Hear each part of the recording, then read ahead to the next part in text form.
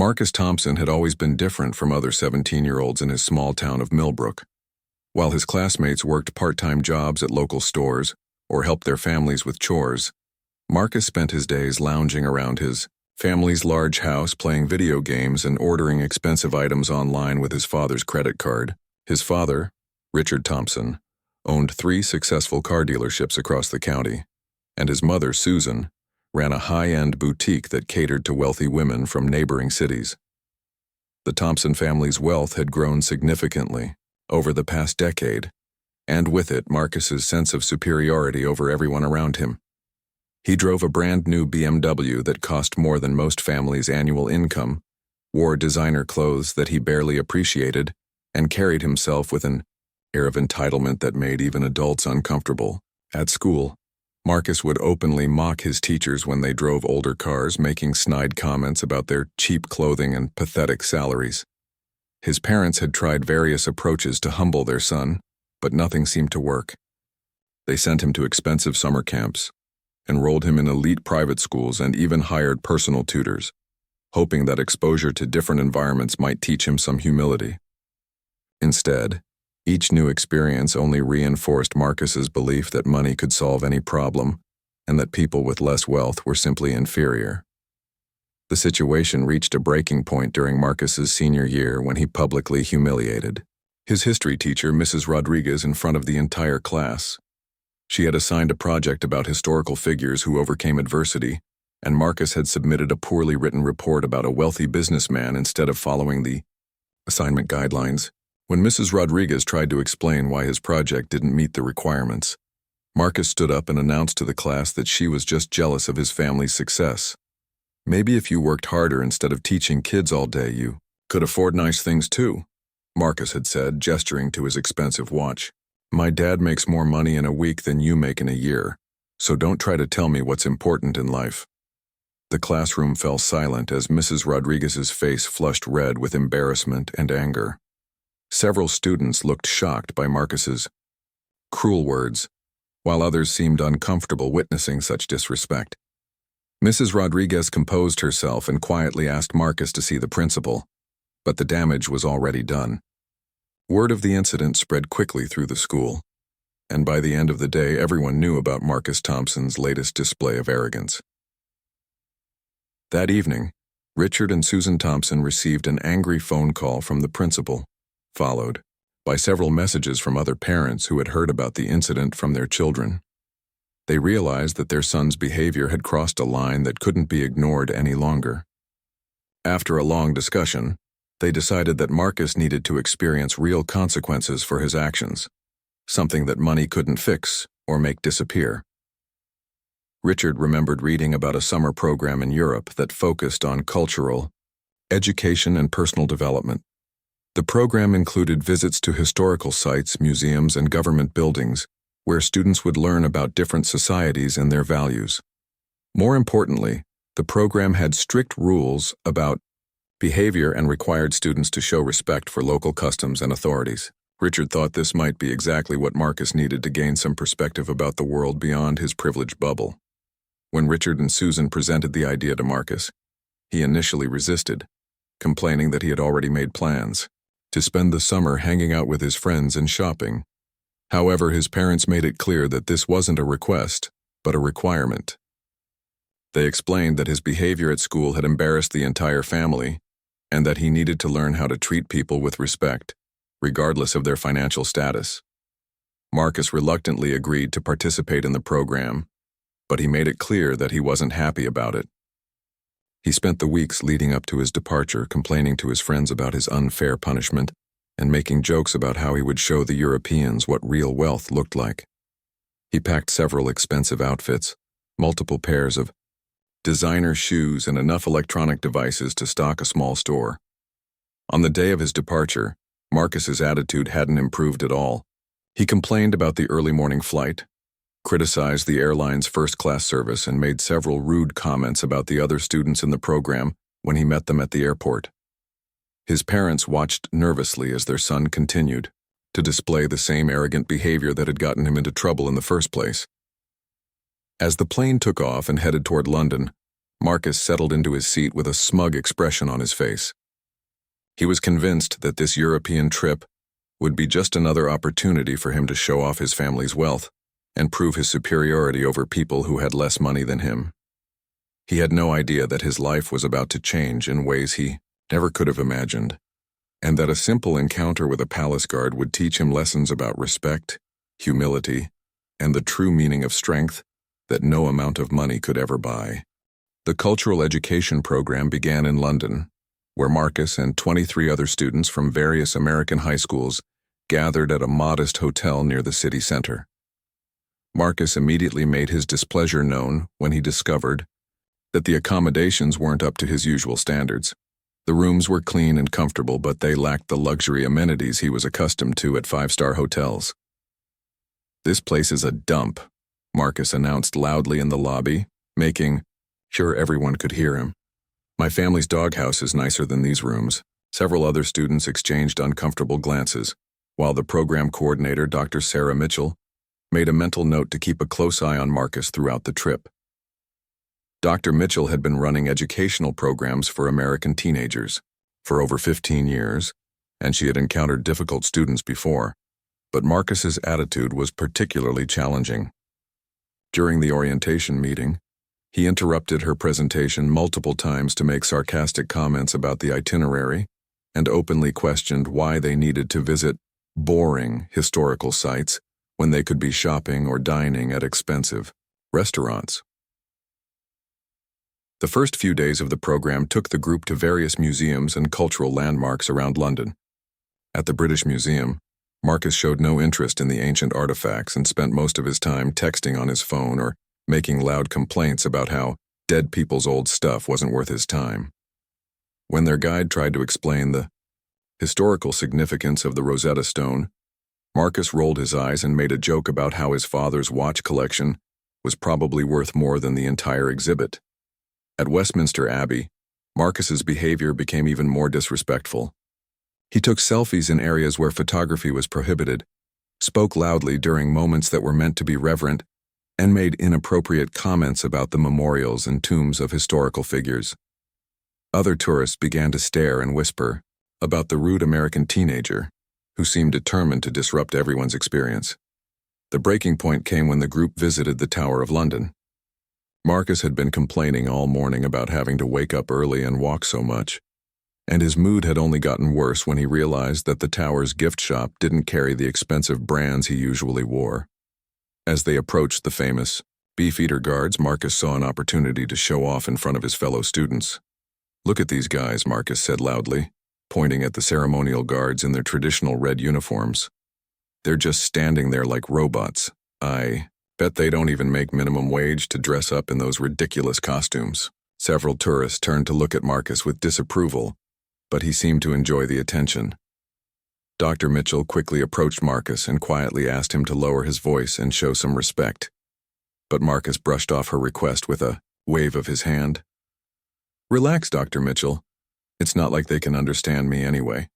They're probably just actors hired to stand around and look pretty for the tourists." One of the other students, a girl named Emma from Oregon, tried to intervene. "Marcus, maybe you should learn something about these guards before you make fun of them. They have an incredible history and serve an important role in British culture." Marcus turned to Emma with a condescending smile. "Oh, please, Emma. Don't try to lecture me about culture. My family has more culture in our wine cellar than this entire country has in its museums. These guards are just part of some tourist trap designed to separate stupid people from their money." As Marcus continued his tirade, he noticed that one of the Beefeater guards had turned slightly in their direction, though the guard maintained his stoic expression and professional posture. Marcus saw this as encouragement to continue his performance, believing that even the guard was impressed by his confidence and wealth. "See, even he's listening to me," Marcus said, gesturing toward the guard. "I bet he's never met anyone as successful as my family. My dad could probably buy this entire tower and turn it into a parking lot for his car dealerships." The other students in the group began to distance themselves from Marcus, clearly embarrassed by his behavior. Dr. Mitchell made another attempt to control the situation, but Marcus was on a roll and had no intention of stopping. He was enjoying the attention, and believed that his wealth gave him the right to say whatever he wanted, wherever he wanted. As the group prepared to move on to the next part of their tour, Marcus made a decision that would change everything. He had noticed that tourists were taking pictures with the guards, and he decided that he wanted to take things a step further. He was about to learn that some boundaries should never be crossed, and that true authority and strength had nothing to do with money or social status. The stage was set for an encounter that would teach Marcus Thompson the most important lesson of his privileged life, though he had no idea what was coming. In his mind, he was still the wealthy, untouchable teenager who could do whatever he pleased without consequences. He was about to discover just how wrong he could be. Marcus approached the Beefeater guard with the swagger of someone who had never faced real consequences for his actions. The guard, a tall man in his 40s with graying temples visible beneath his ceremonial hat, stood perfectly still at his post near the entrance to the White Tower. His name was Sergeant James Hartwell, though Marcus had no interest in learning such details. "Hey there, costume guy," Marcus called out loudly, pulling out his expensive smartphone to record what he thought would be an amusing video. "I want to get a picture with you, but first, let me ask you something. How much do they pay you to stand around in that silly outfit all day?" Sergeant Hartwell didn't respond, maintaining the professional composure that was part of his duties as a yeoman warder. He had been serving in this role for 12 years.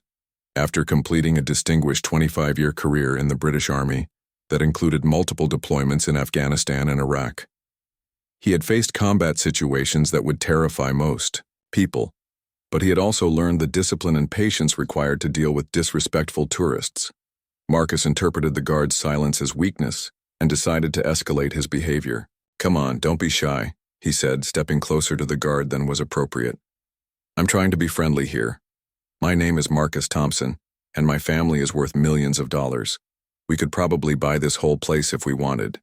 Several other tourists had stopped to watch the scene unfold, and Marcus fed off their attention. He believed that his wealth and American citizenship made him special, and he expected everyone to be impressed by his status. The other students in his program watched with growing embarrassment and concern, while Dr. Mitchell hurried over to try to defuse the situation. "Marcus, please step back and show some respect," Dr. Mitchell said firmly. "These guards are performing an important ceremonial duty, and you're being incredibly inappropriate." Marcus waved her off dismissively. "Dr. Mitchell, you need to relax. I'm just having some fun with the local entertainment. Besides, what's he going to do about it? He's probably making minimum wage to stand there and let tourists take pictures." What Marcus didn't understand was that Beefeater guards are far more than ceremonial figures. They are highly trained military veterans who have earned their positions through years of distinguished service. Sergeant Hartwell had been selected for this role not just because of his military record, but because of his ability to maintain dignity and composure in difficult situations, while also being prepared to take action when necessary. Marcus decided to push things even further.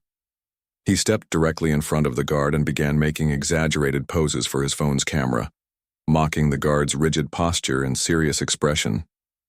"Look at me, everyone," Marcus announced. "I'm a British guard. I stand here all day doing nothing and pretend to be important." The crowd of onlookers had grown larger, and many people were clearly uncomfortable with Marcus's behavior. Some tourists tried to move their children away from the scene, while others began recording the incident on their own phones. The atmosphere had shifted from curiosity to tension, and everyone seemed to be waiting for something to happen. Marcus, oblivious to the growing disapproval around him, decided to take his performance to the next level. He reached out and actually touched the guard's ceremonial weapon, a moment that crossed a line from disrespect into potential security threat. "Wow, is this thing even real?" Marcus said loudly. "It looks like something from a costume shop. I bet it doesn't even work." This was the moment when Sergeant Hartwell's training and experience kicked in. While maintaining his professional demeanor, he smoothly and efficiently took control of the situation in a way that demonstrated years of military discipline and authority. Without raising his voice or losing his composure, he made it clear that Marcus had made a serious mistake. "Sir, please step back immediately and remove your hands from the ceremonial weapon." Sergeant Hartwell said in a calm but commanding voice that carried the weight of absolute authority. You are interfering with an active security post and violating several protocols that are taken very seriously here. Marcus was startled by the guard's sudden response, but his arrogance prevented him from recognizing the seriousness of the situation. Instead of backing down and apologizing, he doubled down on his disrespectful behavior, setting the stage for a confrontation that would teach him lessons he would never forget. "Oh, so you can talk," Marcus said with a mocking laugh. "I was beginning to think you were just a very expensive mannequin. Don't get all worked up, soldier boy. I'm just trying to have some fun and take some pictures for my social media. My followers back home are going to love seeing how uptight you British people are about everything." The crowd around them had grown completely silent, and everyone could sense that something significant was about to happen. Marcus was about to learn that respect and authority couldn't be bought with money, and that some people in this world commanded respect through their actions, character, and service to others. Sergeant Hartwell stepped forward with the precise, measured movement of a trained soldier, closing the distance between himself and Marcus in a way that immediately changed the entire dynamic of the situation. His voice remained calm and controlled, but there was an unmistakable edge of authority that made everyone within earshot pay attention. "Young man, you have just committed several serious offenses," Sergeant Hartwell said, his piercing blue eyes locked directly onto Marcus's face. "First, you have physically interfered with a ceremonial weapon at an active security post. Second, you have shown deliberate disrespect to a representative of Her Majesty's forces. Third, you have disrupted an official ceremonial duty that has been maintained for over 500 years. Marcus felt a sudden chill run down his spine, but his pride wouldn't let him back down. He had spent his entire life believing that his family's money could solve any problem, and he couldn't accept that he might have finally encountered someone who didn't care about his wealth or status. "Listen here, buddy," Marcus said, trying to maintain his cocky attitude despite the growing unease in his stomach. "I don't know who you think you are, but I'm an American citizen, and my father has connections. You can't intimidate me just because you're wearing some fancy costume. I could have your job if I wanted to." The crowd of onlookers collectively held their breath as Marcus continued to dig himself deeper into trouble. Dr. Mitchell looked horrified and tried once again to intervene, but Sergeant Hartwell raised his hand slightly to indicate that he would handle the situation himself.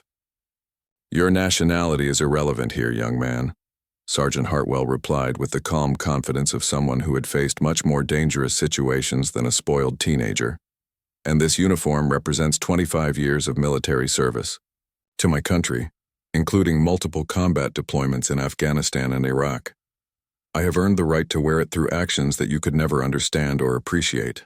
Marcus felt his confidence beginning to waver as he realized that this wasn't just some tourist attraction employee who would back down when challenged. The guard's presence was commanding in a way that had nothing to do with costume or ceremony, and everything to do with genuine authority earned through experience and service. "You see, Master Thompson," Sergeant Hartwell continued, somehow knowing Marcus's name despite never having been introduced, "the difference between you and me is quite simple. You believe that respect comes from the size of your father's bank account, while I know that respect must be earned through actions, service, and character." Marcus was shocked that the guard knew his name, and even more disturbed by the accuracy of the man's assessment of his character. He began to realize that he was facing someone who was not only unimpressed by his wealth, but who had immediately seen through his shallow attempts at superiority. "How do you know my name?" Marcus asked, his voice slightly shaking despite his efforts to maintain his arrogant facade. "And you don't know anything about me or my family. We've worked hard for everything we have." Sergeant Hartwell allowed himself a small, knowing smile. "Your group coordinator informed our security team about potential behavioral issues among the American students when your program booked this tour. Your reputation, it seems, has preceded you. As for your family working hard, I'm sure your father has indeed worked to build his business. But you, young man, have never worked hard for anything in your life." The accuracy of this statement hit Marcus like a physical blow. Nobody had ever confronted him so directly about his privileged lifestyle, and he found himself unable to come up with a clever response. For the first time in his life, he was facing someone who wasn't impressed by his family's success and who could see right through his false sense of superiority. Furthermore, Sergeant Hartwell continued, his voice taking on a tone that commanded absolute attention, your behavior today has demonstrated exactly why wealth without wisdom, privilege without responsibility, and confidence without competence are dangerous combinations. You have insulted not just me personally, but the centuries of tradition and sacrifice that this uniform represents. Marcus felt the ground shifting beneath him as he realized that everyone around him was listening intently to the guard's words. Other tourists were nodding in agreement, and even some of his fellow students were looking at him with expressions of disappointment rather than admiration. The sergeant wasn't finished. He had recognized this as a teachable moment, not just for Marcus but for everyone who was watching. In his years of military service, he had learned that sometimes the best way to address disrespect was through calm, measured response that exposed the weakness behind the aggression. You mentioned earlier that your father could buy this tower and turn it into a parking lot, Sergeant Hartwell said, his voice carrying a hint of amusement. But what you don't understand is that some things in this world cannot be bought, sold, or owned. Honor, respect, duty, and service are earned through actions, not purchased with credit cards. Marcus felt his face burning with embarrassment as the full weight of his situation began to sink in. He was surrounded by people who had witnessed his arrogant behavior, and now he was being calmly and systematically dismantled by someone who clearly possessed the kind of quiet authority that Marcus had only pretended to have. Sergeant Hartwell took another step closer to Marcus, his presence now completely commanding the situation. The crowd had grown even larger, with people stopping their tours to witness this extraordinary confrontation between entitlement and earned authority. Let me tell you something about real strength, young man, Sergeant Hartwell said, his voice carrying the weight of experience that Marcus could never hope to match. Real strength isn't measured by the size of your bank account or the cost of your clothes. It's measured by how you treat people who can do nothing for you, how you behave when nobody is watching, and how you respond when faced with real challenges. Marcus opened his mouth to respond, but no words came out. For the first time in his 17 years, he found himself completely out of arguments and unable to fall back on his family's wealth as a shield against criticism. You want to know about my salary? Sergeant Hartwell continued. I earn a modest living, doing work that I'm proud of, protecting history and tradition that will outlast both of us. But more importantly, I sleep well at night, knowing that I've earned every penny through honest service to something larger than myself. The sergeant's words cut deep because they highlighted everything that Marcus had never experienced. He had never worked for anything, never served others, and never had to prove himself through his actions rather than his family's money. You see, Sergeant Hartwell went on, I've served alongside men and women who came from wealthy families, and I've served alongside others who came from poverty. The difference between them was never their bank accounts or their backgrounds. The difference was their character, their commitment to something beyond their own comfort, and their willingness to put others before themselves. Marcus felt tears beginning to form in his eyes, though he fought desperately to hold them back. He had never been spoken to like this before, never been forced to confront the emptiness of his entitled existence so directly and publicly. What you've demonstrated today is not confidence but insecurity masked by arrogance. What you've shown is not superiority, but a desperate need to put others down in order to feel important. That's not strength, young man. That's weakness. The accuracy of Sergeant Hartwell's assessment was devastating to Marcus because, deep down, he knew it was true. All of his bullying behavior, all of his cruel comments about others, all of his constant bragging about his family's wealth had been attempts to mask his own feelings of inadequacy and fear that he wasn't actually special or important. Dr. Mitchell watched in amazement as the seasoned guard continued to dismantle Marcus's arrogant facade with surgical precision. She had tried for days to get through to Marcus, but this military veteran was accomplishing more in 5 minutes than she had managed during the entire trip. Now, Sergeant Hartwell said, his tone becoming slightly more compassionate without losing its authority, you have a choice to make. You can continue down the path you're currently on, using your father's money as a crutch and treating people with disrespect until someone finally teaches you a lesson in a much harsher way than I'm doing today. Or you can use this moment as an opportunity to become the kind of person who earns respect through his actions, rather than demanding it through his wallet. Marcus realized that everyone around him was completely silent, hanging on every word. The sergeant spoke. For the first time, he wasn't the center of attention because of his wealth or his shocking behavior, but because he was receiving a lesson that many people recognized as long overdue. I've seen young men like you before, Sergeant Hartwell continued. Some of them learned to change and became remarkable leaders who used their advantages to help others. Others remained exactly as they were and ended up lonely, bitter, and wondering why money couldn't buy them the things that truly mattered in life. The sergeant paused, allowing his words to sink in before delivering what would prove to be the most important part of his message. The question now is simple. Which kind of person do you want to become? You have advantages that many people will never have. The question is whether you'll use those advantages to serve something larger than yourself, or whether you'll waste them on the shallow pursuit of feeling superior to others. Marcus stood there, his expensive clothes and designer accessories, suddenly feeling like costume pieces in a play he no longer wanted to perform. The guard's words had stripped away all of his pretenses and forced him to confront the reality of who he had become versus who he could be. For several long moments, nobody moved or spoke.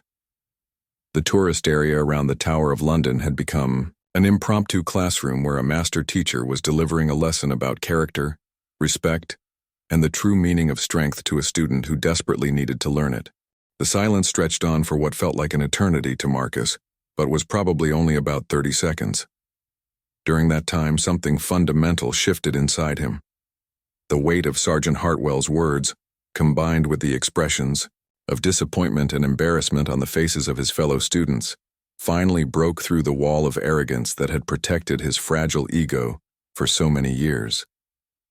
When Marcus finally spoke, his voice was barely above a whisper, and the cocky attitude had completely disappeared. I'm sorry, he said, looking down at his expensive shoes. You're right about everything. I've been acting like a spoiled brat, and I know it.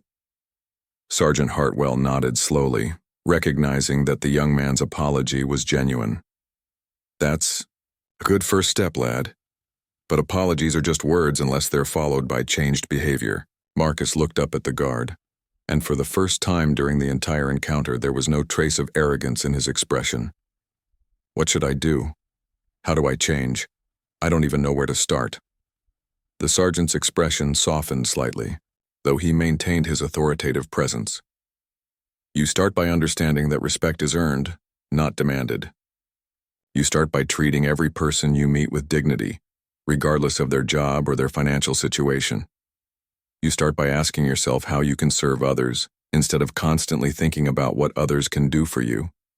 Dr. Mitchell stepped forward, sensing that this might be the breakthrough she had hoped for throughout the entire program. Marcus, if you're serious about changing, we can work together to make the rest of this trip a learning experience instead of just another opportunity for you to show off. Marcus nodded eagerly, his eyes still fixed on Sergeant Hartwell. Sir, I want to learn more about your service, about what it means to truly earn respect. Would you be willing to tell me about your experiences? The crowd that had gathered to witness Marcus's humiliation now watched as something remarkable happened. The same young man who had been arrogantly mocking a respected veteran was now genuinely asking to learn from him. Sergeant Hartwell studied Marcus's face for a moment, looking for any sign of insincerity or manipulation. After 25 years of military service, he had become expert at reading people, and he could see that something had genuinely changed in the young man's demeanor. Very well, the sergeant said. I finish my duty here in 2 hours.